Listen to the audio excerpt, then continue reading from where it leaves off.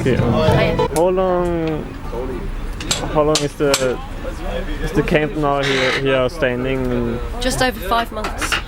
Okay. And how many people are the planners or organizers of these camps who said, okay, we make a camp, and how long does it work until the camp is now standing? How many planners? Yeah, I mean, was there a group who said, okay, we want to make a camp, and how was it? Well, it was started on Facebook. Okay. I think. I mean, me personally, I'd seen Occupy Wall Street and been following that for the month and thought, bloody hell, that's a damn good idea. And then thought, I wonder if it's going. When I saw it sort of starting to spread, there was talk of it going to other countries. Okay. So I looked on Facebook and saw about Occupy Dome Street and thought, I wonder if it's going to come nearer. And then somebody had put an Occupy Galway and let's start. And we all just turned up on the day, really. Somebody had put, the 15th up, and it just went from there. Okay, cool.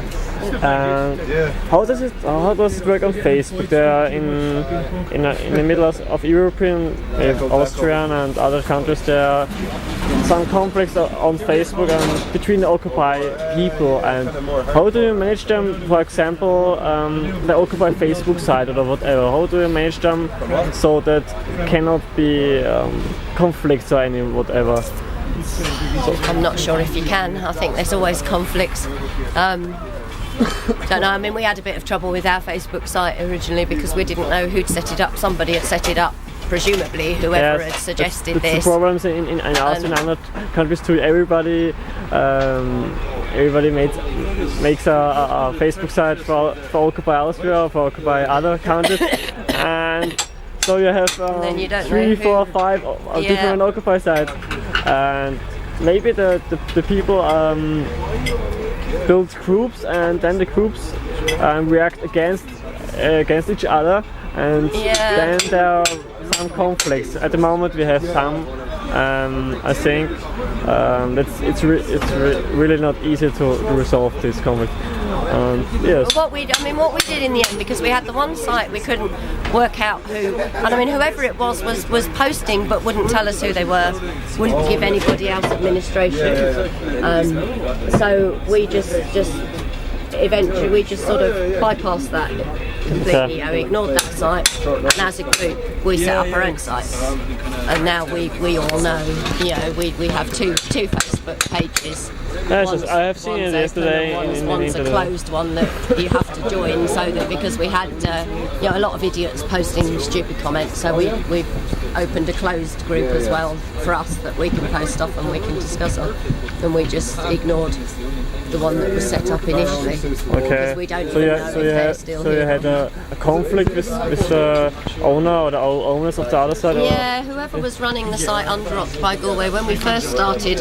I mean, initially we weren't using it properly. We hadn't got that organised. Okay. And then when we started trying to, they were putting some strange things on that the group weren't happy about, and then we couldn't find out similar who they problems we had in Austria. Yeah. And they wouldn't let anyone else. And I mean, if you're going to have a group site, you need sort of 2 or 3 people having administration. Okay. And so we just said, right, we'll sort it. We'll ignore that with a few people admin, and okay. so we can other topic. Let's say the government of Ireland or Galway to this camp. Were there any reactions to if the camp staying, or had you ever problems with staying this camp now? Yesterday I think you told me that the camp in Dublin was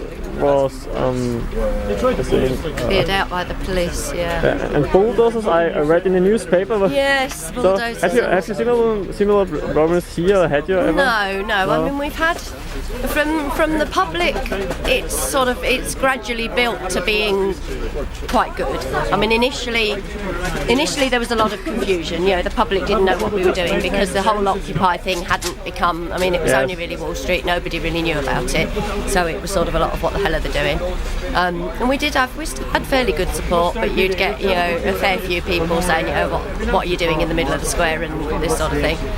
And the local council, within about 2 or 3 weeks, once they realised that we were intending on staying, they started. There's 2 or 3. A couple of the councillors, that were blustering, didn't want us here.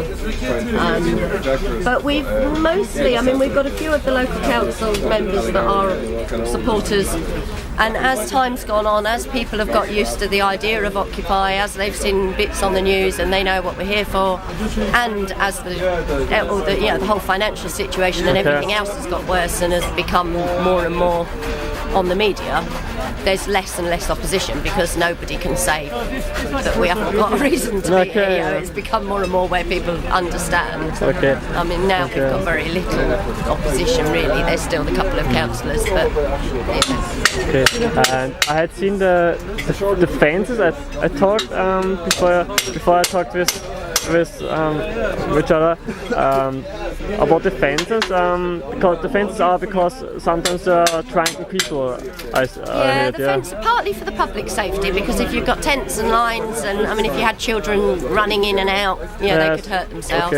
But also because Galway is a big drinking town, it's a big student town. I mean if you stand out here at 3 o'clock in the morning, there's hordes of drunken, usually students, but there's hordes of drunk. I mean, it's a party town. People come here when they're getting married. They come here for special occasions, and you have to keep them out and keep it safe. I think it's a good idea to have some a head quota, I think, and then have the little tents. Have you ever thought about camping on the grass behind the tent, or is that not the reason allowed? that we didn't camp on the grass was because we damaged the grass. So we didn't want to leave. We didn't want to be leaving a trace. We didn't want to be ruining anything. I mean, it was difficult. The first few nights, we didn't realise that this whole square's on a slope, and we were straight on the concrete, and the water, just as soon as it rains, the water runs. So that was a quick lesson learnt when we all got soaking wet. So you have water in the tents, or? We've got the tents up on pallets now, so the water just goes underneath. So that was a lesson that we learned very quickly. Okay, cool. And how many people are living at the moment in the camp? It's different, or it varies. There are some fixed people? I mean, there's I'd say, I think 1, 2, 3, 4, 5, 6. I'd say there's about 8 or 9 of us. I mean, maybe that have tents that are here most of the time. I mean, you'll go off for a couple of days, but then there's another 10, 15. I mean, all the tents are owned, and there's sort of 3 or 4 of them that are people that work, and we've got a couple of guys that sort of work in the week, so they'll be there at the weekends. And some of them are for people who come in and want to stay for 2 or 3 nights. But I mean, in the actual group, if we were to call an assembly of everybody that's been involved, that's actively involved, I'd say probably 30 to 40 that will be here every day. I mean, they might live near enough that they don't camp, but they'll always be here and always be doing stuff with us. So you have enough times for everybody who say, this night I want to be in the Occupy camp. Can I sleep? We've usually got a couple of tents spare, so people can always find. And I mean, we've got the sofa, we've got Okay, cool. mattresses. We've got the office. We've got various. Okay, I cool, mean, some yeah. nights last week when we were expected to be evicted, there was about 30 here every night. Okay, and which was is the food? Do you have some organizations who take, or do you take from home? Sometimes when we get donations, we Yeah? get public put bits of money. Which supermarket or something as well? No, people give us money sometimes, small Okay, amounts of so money. people so come we'll and buy bring some food. things, yeah. But Okay, we do. cool. I mean, sometimes we'll bring some, and there's a couple of restaurants that bring us, regularly. We get a lot of scones, Yeah, cool. bread things, and there's a couple we do occasionally. But it's not very reliable. We'll get some days when you're just finished cooking a big meal, and then somebody will turn up with a big pot of something else. Okay, cool. And other days you don't see anybody Okay. at all. So yes, I mean, if we haven't got any money and we haven't got any food, then we'll chip in. We'll give a bit ourselves and. Okay, Get I understand. bits I between understand. us, yeah. Okay. Okay, cool.